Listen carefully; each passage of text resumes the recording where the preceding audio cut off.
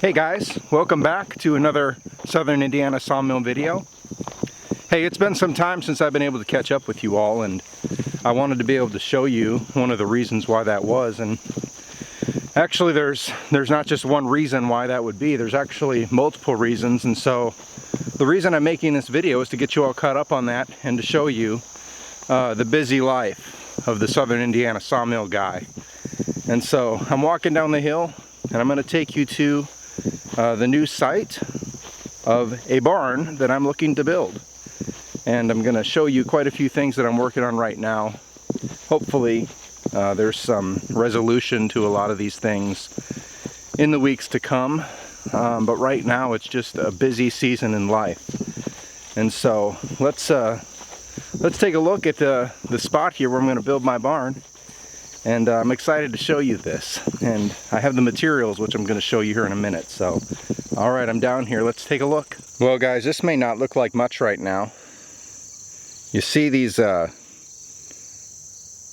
cutoffs that I had from before. Those are going to be the locations of the posts for the new barn. This right here, see if I can find it in my finger. That right there is the remaining scraps that I had a gigantic scrap pile of cutoffs from the sawmill.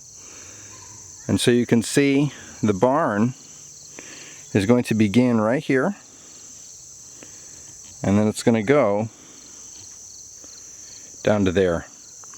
And so those are going to be the locations of the posts. And this barn is, it's not a big barn, it's a 20 foot by 60 foot basically. And the purpose of this is it's going to house the sawmill. It's going to house the forklift that I have, and then it's also going to house, hello Winston, a little bit of lumber. I figure I can get it, maximally probably about 10,000 board foot of lumber on one side of this if I stack it up. Well, this is the exciting part of the barn build. These are the beams, and then these over here are the posts that I'm going to be building the barn out of. These beams are approximately 8 inches by 16 inches by 20 foot long. These are solid Douglas fir. Now some of these have extremely tight growth rings, which I'll show you here. And then some of them have growth rings that are not as tight, but nonetheless impressive. These beams were a huge blessing to me from a friend of mine who has been in the business of tearing down barns and large structures for years and years and years. And I got a phone call from him actually last year, before I decided to sell the old sawmill. And basically, to make a long story short, he said, me and my wife, we just want to bless your family, and we want to give you the materials to build your barn. And so all of this stuff was gifted to me, which in my life has rarely occurred. There's been relatively few times when I haven't had to work just extremely hard to get whatever I have. And so this is just a magnificent start to be able to build this barn, which is going to help the business at least start to get the ball rolling from a more stationary standpoint. For years I was running my business off of just pretty much a purely portable sawmill business. And to be honest with you, if you've watched one of my older videos, you know that really took a toll on me. A portable business, generally you don't have as much equipment you're bringing with you, and so you're doing a lot more labor, even with a hydraulic mill, than what you would normally expect to do. But being stationary now is really going to allow me to expand out a lot more, hopefully, Lord willing. And if not, and I end up selling everything again, then what my wife says is that then we have this barn and we can start our own church. And so who knows what the future would hold with that. But the good news is we have a start. And so this is one of the things we're working on. I want to show you some of the other things that we're going to be working on over the next few weeks and getting things in order. And one of the reasons perhaps that you haven't seen me doing as many videos, YouTube is not my primary income. I don't do YouTube for a living. As a matter of fact, very few of the people that you watch on YouTube actually do YouTube for a living. The people that are getting probably 150,000 views per video and they're doing 3 or 4 or 5 videos a week, those people are making a living off of YouTube. But people like me, we're just doing this because we want you to enjoy a little piece of life and perhaps have a little different perspective from what you might normally have from a lot of the other videos and a lot of the other content, quite honestly, that is offered on larger media platforms. And so let's walk around. I'm going to show you a few of the other things that I'm working on, and then you'll start to get the picture. This is the wood miser that you all have seen me working on, and the one that you saw me bring home several videos ago. So if you haven't watched this channel in a while and you followed me before, you'll notice that I had a video that said why I sold my sawmill. This is not that sawmill. This is a new sawmill, and I love this thing. Sort of. I sort of love this thing because I got it really with the anticipation of being able to put it to work rather quickly. And it turns out that a lot of the parts on it did not match what the hour meter says this thing actually has. And so the hour meter says 1,721 hours, but I'm more certain it's got to be somewhere to 5,000 or 6,000 because I don't have time to get into it, but I've replaced a lot of parts on this machine. But one of the things that I do love about it is the power plant right up here. And this is the big diesel engine. And I've always wanted a diesel wood miser, I've always wanted a diesel sawmill. And I'm just going to fire it up so that you can hear it run for a minute, because it is a sweet sounding engine. Now with the diesel, of course it has glow plugs, so you have to turn it on. There's a glow plug light, and then the other thing that's smart to do if you haven't started it in a while, and I have not started this thing in a while, but there's a diesel bulb back here, and you squeeze this diesel bulb, and I like to squeeze it till I can hear some of the diesel fuel pumping through there. Alright, it says it's ready. Now this thing hasn't been started in a couple weeks, so let's see what happens.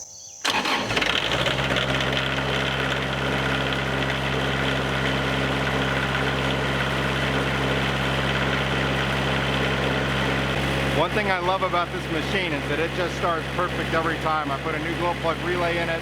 Like I said, there's all kinds of parts on this that I wouldn't have time to get into, but it's running like a champ now.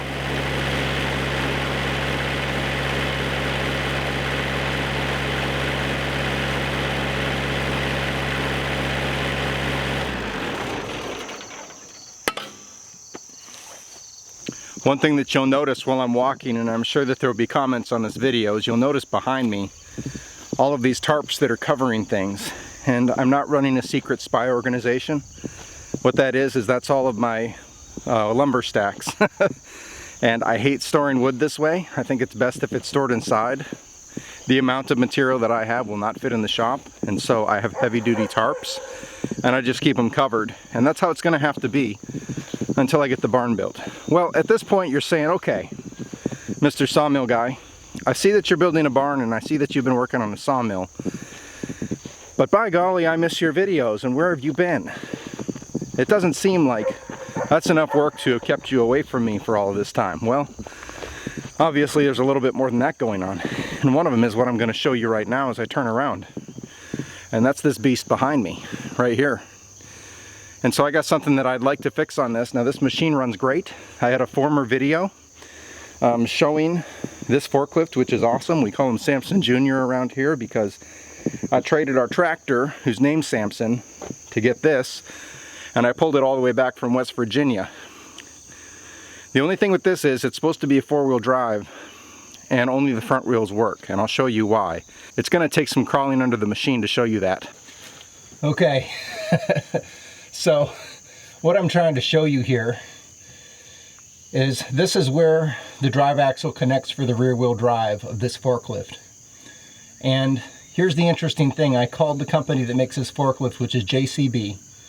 And here in southern Indiana, there's a town called Evansville, which is just west of us. And they're a JCB dealer. And I talked to the guy there. He said if the rear wheels spin and there's no problems when I'm driving it, then this differential might be okay. I'd maybe just need to drain it. And then after draining it, I'll be able to take all of this off and look in there and look at the gears, raise the back of the machine up, see how the gears are moving. And if everything looks good, I may be okay with just putting the drive shaft. I have the drive shaft for it. Then I may be able to just put the drive shaft back on it, and then hopefully it would work okay after that. Gosh, I hope that's the case, because it would be really nice to have this work. He did mention something about that because there's planetary gears that drive the wheels, which is more for gear reduction and torque than anything. But there could be something else that's going on in here that maybe have to be taken apart and have the seals looked at and stuff like that, because obviously there's a reason that this was not under power when I bought it. But in the future I will be draining this, taking all of this apart, looking at it and seeing what it looks like inside there, and hopefully I can get this thing going four-wheel drive again. Because again, if you've watched one of the former videos, when I very first got this forklift, I got it stuck, and by the time it was stuck it was in about a foot of mud, and then I had to pull it out with a winch. And you know, I'm sure you all enjoy watching that and I have kind of a good time doing that, but I'd rather, again, not spend my time doing that. And so this is another thing that I have to be working on. I've been putting this machine through a lot of work, and I haven't put anything under it yet that it can't lift, so I'm pretty happy with it. And that's another thing. All right, now while I'm under here, I had a thought, and that thought is that most of you know that I'm working in the wood shop, and so I want to show you a few things that have been going on in the wood shop, and then that'll just about round out our conversation today and our little journey today, and then I'll just do a quick recap, and that'll be it. So do you want to follow with me and go and look in the wood shop and see what's going on in there?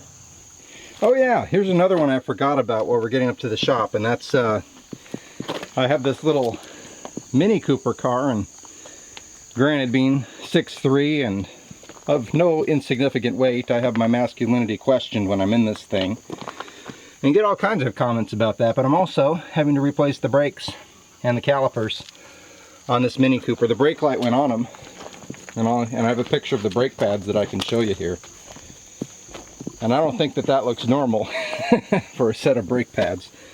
But yeah, I'm working on replacing this, and of course, on the rotors, if you look at this, there's always this extra deal on some of these vehicles that hold on the rotor. And of course, whatever former mechanic, probably a dealership mechanic, worked on it, probably put an impact, and so I had to take and try to drill this out. And so that's another thing. I'm going to decide if I want to drill that out and tap it or just put the rotor back on. Alright, to the shop. Okay, now we're finally back in one of my favorite places, and this is my workshop. And I've been going back and forth making videos between Summerlin and the workshop for some time. And one of the big projects that I've been working on for this last month or so has been to get all of the signage done for our church. Our church has been doing this rather significant remodel for about the last year and a half. And if you didn't think that the sawmill work was enough, and if you didn't think that all the other mechanic work was enough, here's the other things I'm involved in. I'm also involved in a remodel with our church, which I've been basically working part-time with an arrangement that I've had with them that I could still run my business and then do the remodel at the same time. Also, I'm nearing the end of my bachelor's education, which has taken me about 11 years at this point, but I'm totally debt-free. I don't owe a penny to any institution, and so I've been able to do that while raising, at this point, our 4 kids, trying to be a reasonable husband to my wife. And so between the school and my normal work and this work and just father and husband responsibilities, I have a tendency to become overwhelmed at times. And so that's one of the reasons that you don't see videos constantly coming out for me, is just because I'm busy. But here's some of the stuff I've been working on. Right underneath me you can see this is a big sign for our church. It's rather simple. I made it out of white oak, and then we cut a big round out of the white oak. I actually cut this round out of 2 pieces and glued them together. I used domino joints so you can't tell. Everything's perfectly flat. And the letters are all raised letters, and they're made out of 1/2" MDF fiber board, and then they're just painted. And I spray painted those. You'll see some other things I've done here. And again, this is church stuff, guys. So if you're not a churchy person, that's all right. But I just want to show you some of the things that we're working on. So go make disciples. And we have a missions wall that's going to be in the church, and those are going to hang right under it. And we have a little coffee area, and you'll see these are all a bunch of different signs. See if I could show them to you a little better here. These are all a bunch of different signs that I've made that are going to go on that wall, and so just decoration type stuff. And there's lots of other stuff that's already at the church, signs that I've already made that are there. Other things that I've been doing, I've been experimenting with my CNC machine quite a lot, and I'm going to show you one of the things that I've been doing. So check this out.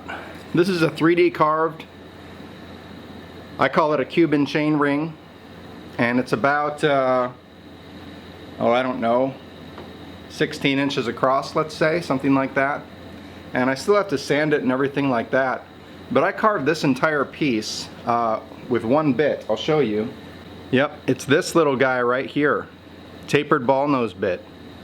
And it does a magnificent job. The way it works is the machine just goes over the piece of wood literally thousands of times until it's made this. And so, of course, CNC work is all in the programming. There's no physical skill really, other than maybe making the wood blank. But I've been experimenting with things like this, and of course I've been making all the signage for the church besides other furniture. Let me show you something else I've worked on, and that is making these tool handles. And so obviously patterned off the shape of a hand plane, but because of the base, of course, these can be attached to just about anything and be used. I use these actually for push sticks for going through a joiner or a table saw or things like that. You just attach a board, maybe put some screws or nails in so you can grab the piece of wood and you can use that to push it through. Maybe put a piece of foam under the piece of plywood or whatever. Also, I've been upgrading my tools in the shop yet again. So there's one major tool that I want to show you that I've upgraded to. What you see behind me here is the latest upgrade to my shop, and this is my Interwood sliding table saw. Interwood is a European company. The same company that makes Altendorf is the company that makes this particular machine. I had never heard of Interwood before this. I got this machine at an auction, and I got it for a good price. I went to go see it ahead of time. It can slide 10 foot back and forth, and I have used it to do that. I've cut slabs on it. And I can put up to a 16-inch blade on this machine. And so I can cut pretty huge. It has a 10 horsepower motor that drives the saw, and so it has all of the power that you would ever need. When I got it, it did need some work. I needed to rewire the electrical box a little bit, and I needed to basically realign everything, and I did need to buy new blades for it. But this thing is a beast. I mean, there is nothing that it can't cut. And if you've never had a sliding table saw, even a smaller one, these things are indispensable. I don't think I've ever worked in a real cabinet shop that didn't have a sliding table saw. Wait, I take that back. I did work in one. It was a mom and pop shop, and they did not have. We cut everything on just your normal cabinet style saws there. But these things are indispensable, especially when you get them squared in. And so I'm loving this thing. The dust collection on it is really good. I don't know why, but it seems like a lot of the European companies really major on dust collection. Companies like Festool and things like that. So this is really rounding out my tool collection. At this point, I've got a 16-inch joiner with a helical head. Again, you can go back and find the video where I installed the helical head in that joiner. I've got a 20-inch SCMI planer, which I believe runs off a 15 horsepower motor. That thing's a beast too. It'll go through anything. I've got a 36-inch wide belt sanding machine. I've got the sliding table saw. I've got a very nice 20-inch resaw. I've got my lathe, and I've got my CNC machine. I've also got a couple shapers in here. One of the shapers is a 10 horsepower shaper. The other one is like a, I believe it's a 5 horsepower shaper. And so I have any type of coping rail set up for cabinet work or architectural millwork or anything like that with those. And so this shop has taken me, well, let me think here. It's taken me about 15 years to build this shop, and it hasn't come overnight. And I have lots of projects that are currently going on, several tables, several chairs, and my customers are being very patient with me, but I'm working very hard with everything else going on to try to get them done as soon as possible. And so that's the life right now. Let's go back outside. All right, so after having showed you all of this, here's what I want to talk about, and that is, what is the end goal of all of this? I have a wood shop, I have a sawmill, I have my seminary education that I'm attending to. I've got somewhere around 14 years of ministry experience, either in pastoral type ministry or just related ministry, missions, and so forth and so on. And I'm pulled in lots of different directions. And if you've watched any of my previous videos, again, you'll know that I've been thinking quite a lot lately about what to do. And here's the conclusion that I've come to. Glorify God and enjoy Him forever. I think that that is the answer to man's purpose in life. And the more I think about it, does it really matter what we do? Is that where the identity is? Is the identity in I am a sawmill guy, or I am a pastor, or I'm a hard worker, or I'm a white collar, or I'm a blue collar? No, I think that all of those things are sub-identities. But I think our primary identity is found in what we do ultimately to glorify God and to enjoy Him forever. And so my goal is to continue working to do what I feel that I've been gifted to do in the area of blessing with which I've been blessed. And right now, that's a 7-acre property in southern Indiana with equipment that can be productive. And I've worked very hard to get what I've gotten. But that doesn't mean that the Lord hasn't been blessing that all along the way. And so I acknowledge that. And all I want to do is really to be happy and see the fruit of my labor. Isn't that what we all want, really, at the end of the day? We just want to be happy and enjoy the fruit of our labor. And so that's the goal. Now, I don't know what shape that takes. I would love to come on board someday and be full-time vocationally employed as a pastor in a local church.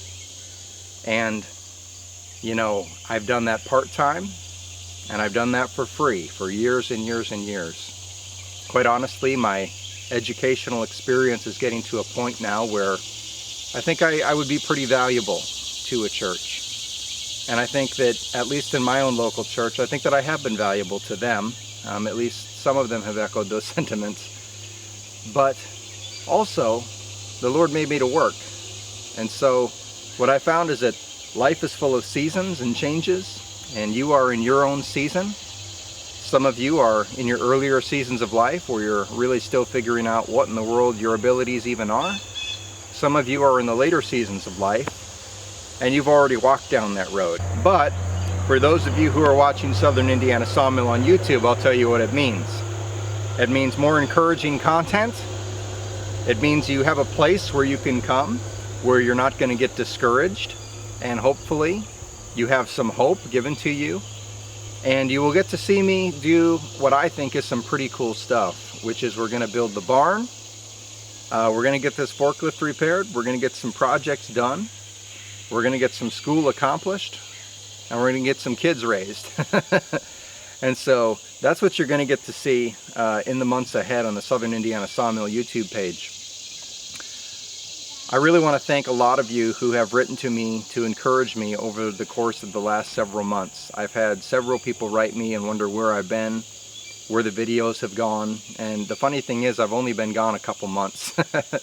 But to many of you out there, for some odd reason, I'm sure it seems like much longer than that. For me, it seems like a blink of an eye. And so I do want to continue to make more content. I think there's a lot of stuff to do, and we're going to do it together. And I want to thank my YouTube community, and I want to thank my subscribers who are out there that have encouraged me over the last couple years in this channel. And we're going to continue to try to go ahead and make more videos. So hang in there with me. I have enjoyed you watching these videos. I hope you've enjoyed watching them. And let's go ahead and let's do some of this life together and see what happens. All right, guys. Thanks for watching.